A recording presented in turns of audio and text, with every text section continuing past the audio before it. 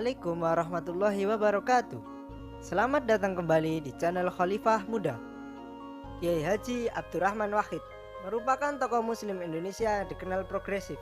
Selain itu, beliau juga dikenal sebagai pendiri dan pemimpin salah satu partai politik nasional dan juga presiden keempat Republik Indonesia. Keberagaman yang sejak semula disusung cucu dari pendiri organisasi Islam terbesar di dunia ini menjadikan Gus Dur dikenal sebagai sosok humanis yang bukan hanya milik umat Islam saja. Kebijakan-kebijakan yang dikeluarkan Gus Dur saat dirinya masih menjabat sebagai presiden kerap menuai banyak pujian dari kalangan minoritas. Kebijakan penghapusan pelarangan peringatan Imlek dan atribut berbau Tiongkok, baik budaya, simbol maupun bahasa, menjadikan sosok Gus Dur dilekati gelar bapaknya orang Tionghoa sampai sekarang. Berikut ini rangkuman 5 fakta fenomenal Gus Dur yang barangkali Anda belum pernah mendengar. Versi Khalifah Muda.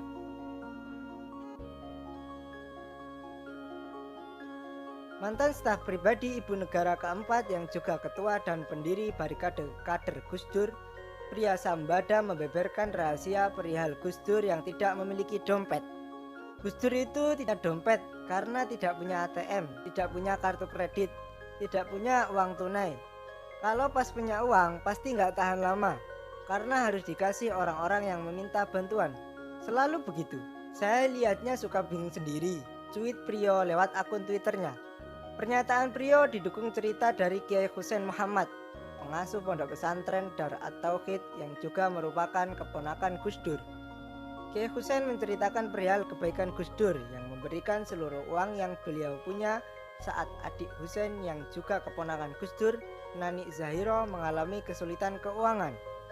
Gus Dur memberikan amplop honor seminar yang didapatnya kepada Nani, seraya menyuruhnya untuk mengambil uang isi dari amplop yang tertutup rapat tersebut seperlunya saja.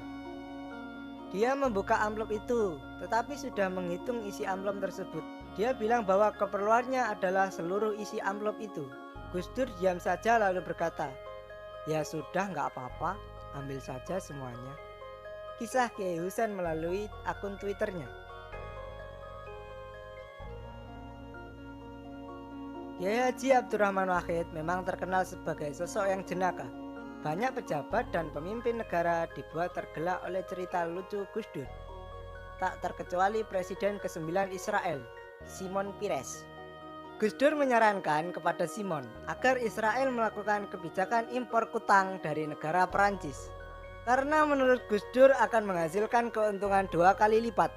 Bingung dengan saran Gus Dur, Shimon bertanya bagaimana caranya. Gus Dur kemudian membeberkan ide brilian yang sungguh lucu. Sampai konon presiden negara menginvasi Palestina tersebut tertawa hingga terbatuk-batuk. Imporlah kutang dari Perancis, setelah itu potong jadi 2, setelah dipotong-potong baru dijual.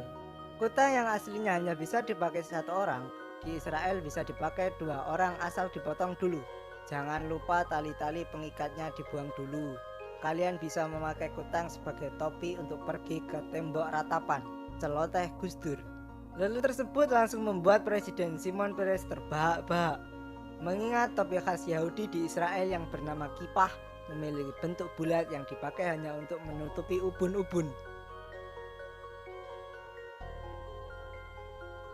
Gus Dur pernah melontarkan pernyataan mengejutkan dengan membuat sebuah pengakuan bahwa beliau memiliki darah keturunan Tionghoa.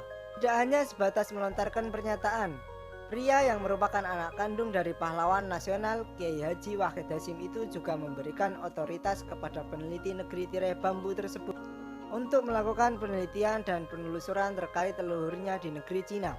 Sayang 1000 sayang, sampai saat Gus Dur meninggal dunia, hasil riset tidak terlalu lengkap dan tidak bisa membuktikan kalau Gus Dur merupakan keturunan seorang yang bernama Tan Kui Liang yang ikut dalam ekspedisi Laksamana Cheng Ho.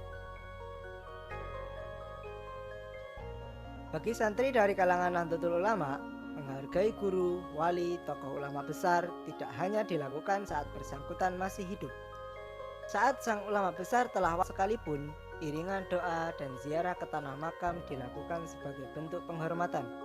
Hal tersebut juga dilakukan oleh para Gus Durian, sebutan bagi para pengagum Gus Dur. Meski belum pernah ada riset dan penghitungan pasti mengenai jumlah peziarah yang mendatangi makam Gus Dur setiap harinya, mantan orang terdekat Gus Dur saat beliau masih menghuni Istana Negara, Priyo Sambada menceritakan kalau jumlah santri atau pengagum yang datang menziarahi makam Gus Dur mencapai ribuan orang tiap harinya. Belum pernah disurvei secara ilmiah, tapi sebagai gambaran saja, makam Gus Dur tiap hari diziarahi 3.000 orang. Weekend bisa 5.000 orang, Ramadan bisa sampai 10.000 orang setiap hari. Gus Dur muda sempat mengenyam pendidikan di Universitas Al-Azhar Kairo, Mesir. Bahkan saat itu, Gus Dur aktif dalam Perhimpunan Pelajar Indonesia bersama karibnya, Kiai Haji Ahmad Mustafa Bisri, akrabnya disapa Gusmus. Sebagai mantan pelajar di Kairo, Mesir, sudah tentu kemampuan bahasa Arab Gus Dur tak bisa diragukan lagi. Tapi nyatanya, Gus Dur tidak hanya fasih berbahasa Arab. Gus Dur juga kerap melakukan pembicaraan dengan penggunaan setidaknya 6 bahasa asing sepanjang hidupnya.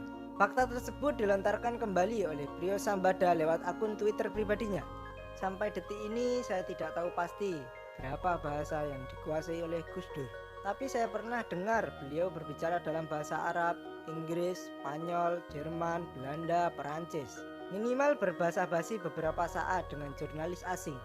Kalau bahasa Arab dan Inggris sih sudah jelas fasih, tutur Priyo Sambada.